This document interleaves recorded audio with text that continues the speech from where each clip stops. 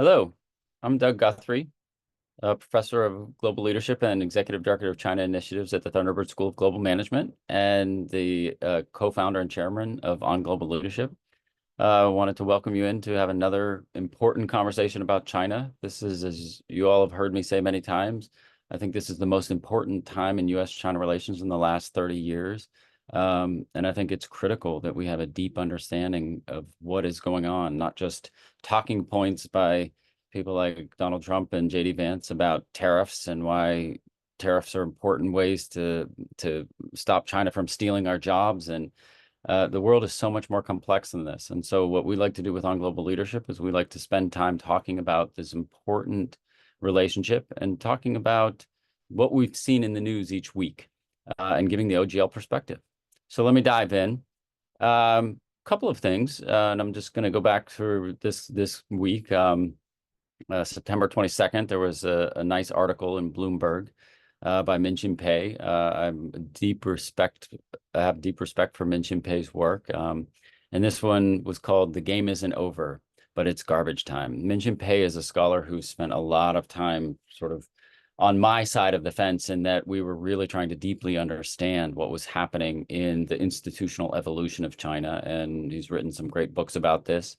It's interesting to me that he's sort of fallen into the garbage time dynamic. He was joining Evelyn Chung of CNBC, who talks about the real estate slump and all of the horrible things that the Beijing government has done over the last couple of years that are destabilizing the economy.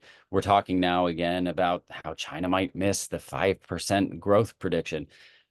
People often forget when they're pulling out their hair over the idea that China is going to miss the 5% growth prediction. There is not a single economy among the other top 10 economies in the world that is over 3% growth rates. And so like the idea that China might come in at 4.9 or 4.8% and thus miss their predicted 5% growth rate just seems ridiculous to me. And so what's the OGL view on these things?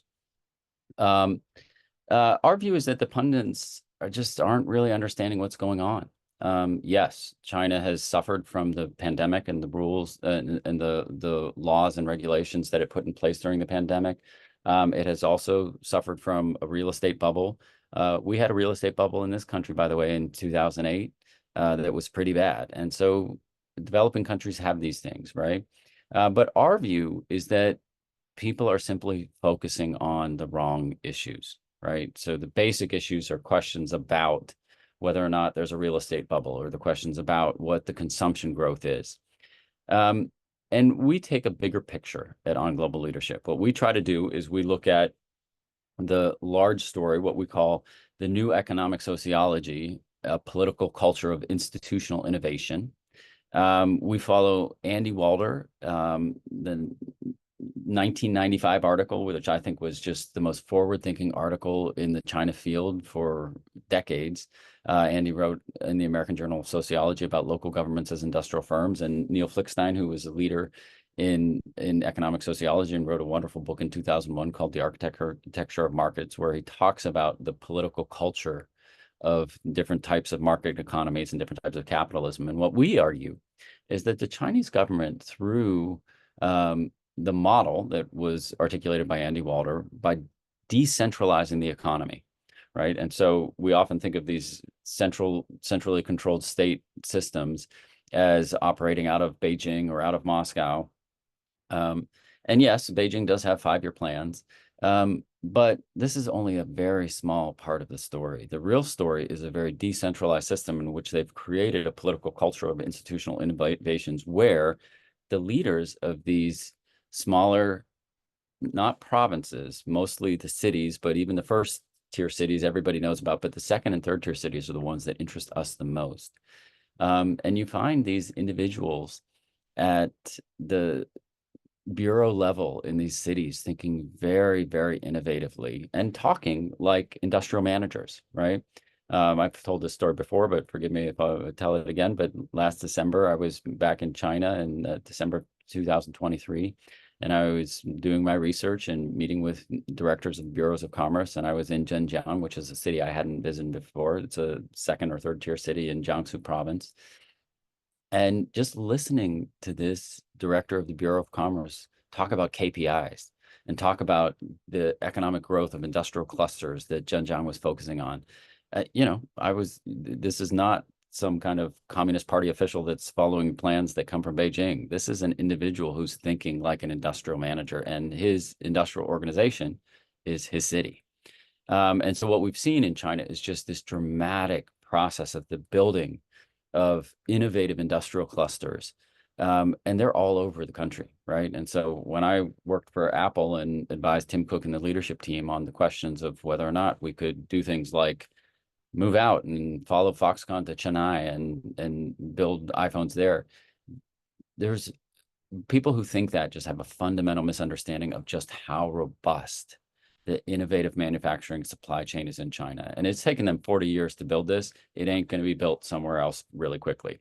And so it's just a really important thing when we wave our hands and worry about China not hitting its 5% growth rates. I just want to put that a little in perspective. 5% is good. And there is a very robust, very, very sticky manufacturing supply chain in China that companies like Apple, Tesla, Walmart, they cannot do this anywhere else. And so I think the economy's fine. Second issue, Ed Ludlow recently wrote about in Bloomberg. Carolyn Hyde and Ed Ludlow wrote about whether or not Apple was in trouble because demand is down for the iPhone 16 Pro model. And here again, what I would come back to is this is an interesting question. So the United States, we're talking about tariffs and talking about how to compete.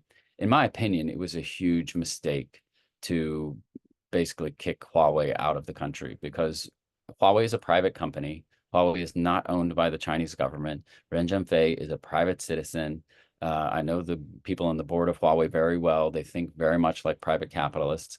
But we decided that, well, because they're too close to the Chinese government, we should kick them out, as we're about to do with TikTok, by the way, and I'll talk about that in a minute. But to really kind of think deeply about what we've done is we sort of excluded Huawei from chip manufacturing and from all of the other parts of the supply chain that we could collaborate on. And we've forced that company to innovate, and they're better. They're better than we are now, right? And so the one thing is they have good products that are just as good as Apple products. And so it doesn't surprise me that the iPhone 16 isn't showing a lot of demand. Chinese people are like, we're fine with our Chinese products. But it's also a really interesting moment because U.S.-China relations are hurting U.S. companies now. There's just such a toxic relationship between the United States and China. And it's really, in my opinion, being driven by what started in 2016 with the Trump rhetoric around China and Trump and JD Vance saying things like China's stealing our jobs and then setting in place 300 billion in very meaningless tariffs, which we've discussed in other podcasts, but those are direct tax on U.S. consumers. They are not a tax on China. They are a tax on U.S. consumers, and they increase iPhone prices by about 16 or 25%. And so anyway, so the idea that iPhone sales are down in China, not that big of a surprise. I think we all need to think about what a very good, engaged, we're the two largest, the two largest economies in the world. We used to be the two largest trading partners in the world. Now our largest trading partner is Mexico, but a lot of the goods coming in from Mexico are coming from China. And so we're still, in my book, the two largest trading partners. And I think we should be responsible. I think we should just start to be engaged in a responsible way. All right, let's talk about TikTok. TikTok news is hot right now. So TikTok's courtroom battle with the U.S. government is beginning. And we have to really think about, like, what does that mean? In my opinion, here again, just the same way we've mistreated Huawei, I think we're fundamentally misunderstanding what we're doing with TikTok. TikTok is a private company. Now, I've heard the bluster of people like Scott Galloway, who basically uses political science's 1980s rational choice theory to say, like, well, if we have a government that's an adversary and they could get access to data and change the algorithms and target 13-year-olds with very negative views of America, if they could do that, why wouldn't they do that? Because it would be the rational thing to do it. I cannot stand rational choice theory. I think it is so superficial, and it is not the way that governments around the world typically work, particularly those that are engaged in capitalism. Now, has it ever happened? Sure, sure. Chinese government has, I'm sure, gotten access to data, and so has the US government, by the way, right? And so we are not clean players in all of this. But the idea that we're just assuming that the Chinese government is doing this, it's just a fundamental misunderstanding of what's going on. So let's think about this. So ByteDance is a company that was formed, I guess it was founded in around 2009, 10, 11, something like that. This is a private company. It is 60% foreign owned. It is owned by organizations, investing organizations like Sequoia and Susquehanna and many others. This is not a primarily Chinese company. This is a foreign owned company. Okay. If you look at Jiang Yiming and what his ideas were, they were really very much about cutting edge technology and how to build better technological products. Douyin became a very, very cutting edge product in the social media space. TikTok, the sister of Douyin, but it's the sister for international audiences. I think it's very interesting to note that while we assume that the Chinese government is grabbing all of the data from TikTok, TikTok doesn't even operate in China. TikTok is founded and headquartered in the Cayman Islands. It's got headquarter offices in Singapore and LA.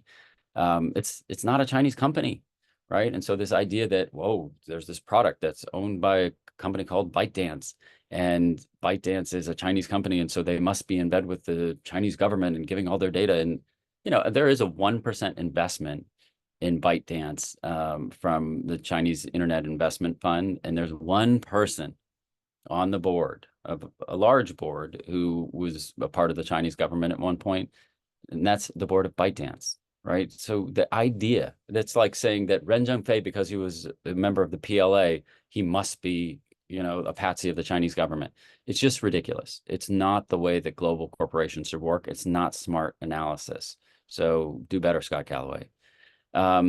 So I think that the banning of TikTok from America is a disaster.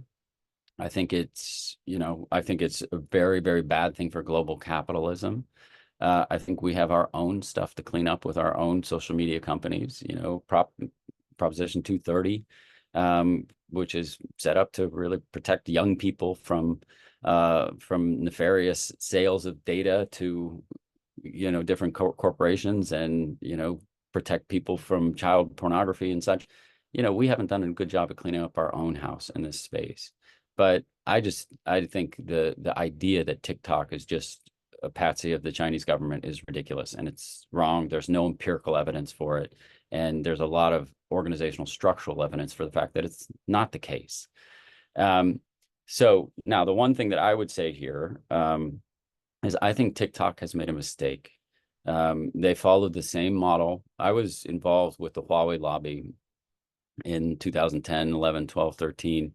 And I learned something very critical there. It is a mistake to just go pay lobbyists money to go talk to people in the House and the Senate and think that you're going to win battles. What you have to do is make your organization a citizen of society. And so when I had a brief conversation with some of the Huawei executives, or not the Huawei executives, I'm sorry, the TikTok executives, my idea was forget about lobbying, forget about Capitol Hill. Let's engage with communities and show that you are actually thinking deeply about the algorithms and the ways in which 13-year-olds are processing information and what that might make them think about different representations of American society. Show them what you do, right? And there are lots of places where TikTok could have invested in those kinds of relationships. Me being a professor at Arizona State University in the Thunderbird School of Global Management, I was also, just cherry picking the idea that, well, why don't you come here? Why don't you hang out with people like Michael Crow? Why don't you invest in a communications center that really thinks deeply about the ways in which social media is controlled and who has access to it? Be public about it. Do it. And they just continue to go with their lobbying approach, and it was ineffective. They lost. And so we'll see what's happening now. They're trying to try this issue in the courts. I think they're going to lose. And so it's going to be up to either President President Harris or President Trump to make a decision on what's going to actually happen with TikTok in the United States. Based on what happened with Huawei, my guess is that TikTok's going to be gone. And I think it's a disaster. And I think it's not just a disaster because it's a very popular piece of social media and my 13-year-old loves to use it, but I think it's a disaster because just like with Huawei, we are building walls between the two most dominant capitalist economies in the world. And I don't think it's a good model. I think it's bad. Okay, next in the news, TSMC. There's a very nice article by Tim Culpen about whether or not Apple mobile processors are now made in America by TSMC and what that would mean. To quote from him in this article, he says, "This is a BFD. TSMC Arizona is the marquee project of the U.S. government's 39 billion Chips for America fund under the CHIPS Act 6 months ago.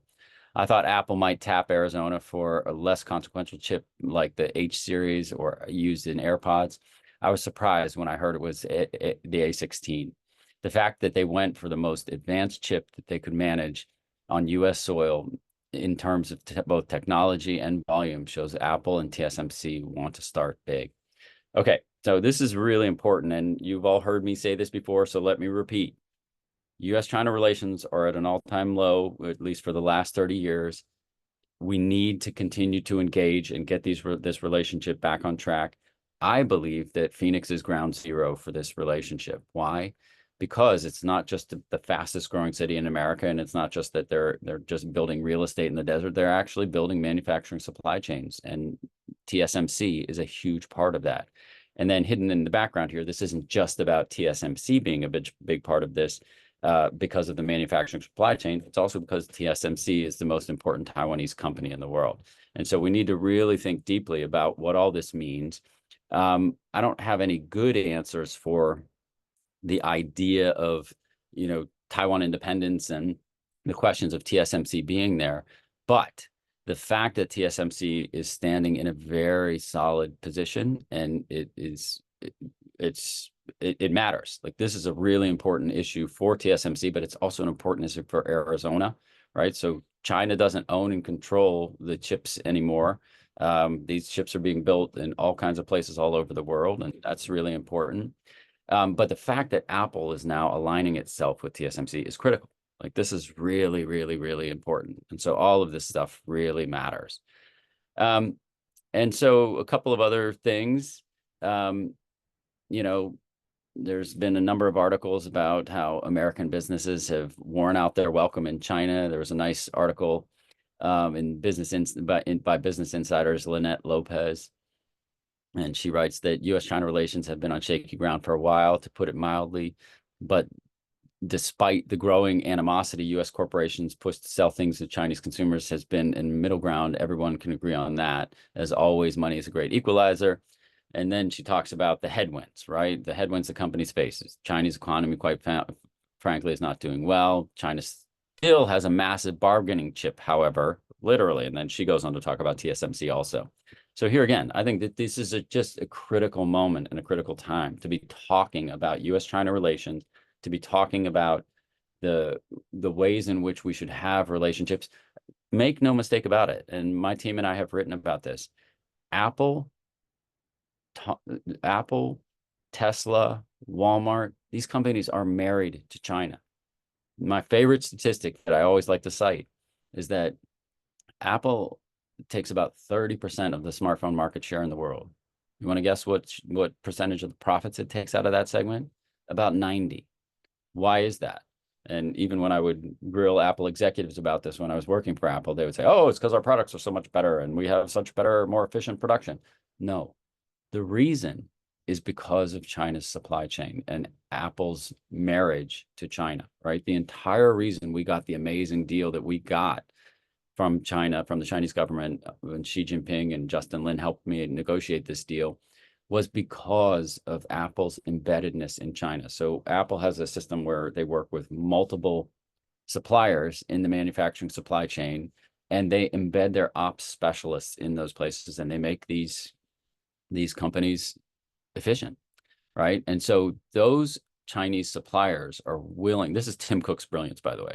So those Chinese suppliers are willing to work with Apple, not just because Apple's paying costs of labor. They're willing to work with Apple because they're embedding their ops specialists in the supply chain, and those ops specialists know how to teach them. And so, I've had these conversations with many CEOs of Chinese suppliers, and they say, like, Mr. Guthrie, can't you just go talk to Tim Cook? Like, can't we just get 1% margin? And my answer would always be, if it's not worth it, don't work with Apple. And they would say, we have to work with Apple because we're learning how to be efficient suppliers working for Apple. And then we turn around and go make our money from Huawei, Samsung, Oppo, Vivo, Xiaomi. And so, but think about this. Apple's not going to go to India and have access to that same negotiating power because there aren't industrial clusters that have 6 suppliers all sitting within the same city right next to each other. And Apple can say, I'm going to go with this one instead of this one. Like, do you guys want us?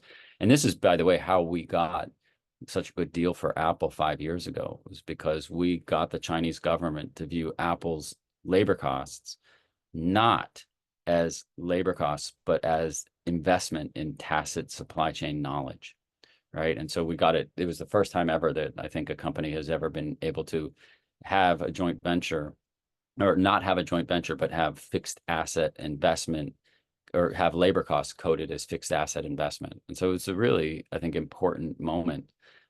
We got the government to recognize that $55 billion that China was spending on labor every year was actually fixed asset investment instead of labor costs. And that was because of this relationship. So anyway, the point is, if we get into a bigger tussle with Apple and people think, well, Apple can just go make iPhones in India. No, that is not how it's working. Foxconn in Chennai is just final assembly. Apple's so deeply embedded in China, it's just not going anywhere. And so, and the Chinese government knows this, right? And so, anybody who thinks that it's going to be easy, it's not. And so, it's just a really important thing to think about, that bargaining chip. And finally, I would just like to note that I spent today listening to the American Enterprise Institute's talk on China's comprehensive threat to American security. It was a conversation with Ambassador Robert O'Brien. And, this guy's a conservative. I mean, he was part of the Trump administration, and he's a smart guy. He doesn't sound nearly as dumb as Donald Trump and J.D. Vance do. But it was so disappointing and depressing to listen to this because this was all about the growing confrontation with China. And he talked about, sort of the evils of the CCP and the ways in which the Chinese Communist Party myth is that Chinese people can't be governed without a strong hand. And that's why they want to wipe out Taiwan, because Taiwan and Singapore wipe out the myth that Chinese people, it's just the kind of rhetoric that we don't need right now. We need engagement. And by the way, even though the Biden administration sort of sits closer to the side of engagement than the Trump administration did, having Janet Yellen go over and wave her finger about how China's dumping products and trying to, flood markets with their solar panels, it's just not constructive. What we need to be doing is thinking deeply about how to continue to engage with our largest trading partner. But it's not just our largest trading partner. It is the most sophisticated manufacturing supply chain in the world. And we have to step up and be a part of this conversation. If we think we're going to be in an economic Cold War, or maybe worse, even a war with China, and we are going to survive economically, I'm here to tell you different. We're not. It's going to be a disaster. Once bad things start to happen and Apple, Tesla, and Walmart get kicked out of China, Walmart may be able to go find its supply chain in other places like India. It won't be as sophisticated as China's supply chain, but it's a lot of light industry goods. But companies like Apple and Tesla will not. It's going to be a disaster. And, I think people who understand the economics of this know this. But I think, and we've said in other podcasts, either Donald Trump and J.D. Vance really don't understand what a tariff is, which I just find hard to believe, or they just think American people just don't understand it either, and they'll just listen to them. And so either they're stupid or they're lying. And we just need to do better. And so I'm going to end there. That's my sort of week wrap up of the news. I think that this is such an important time for U.S.-China relations, and I think there's so many hot topics right now. And our group On Global Leadership, we continue to write about these issues, but we're also launching a new course. The new course is called U.S.-China Relations and Technology, Apple in China, TikTok in the United States, and TSMC in Arizona. And so we welcome you to the course, and we hope you'll come join us, and I'll be excited to see you there. Thank you.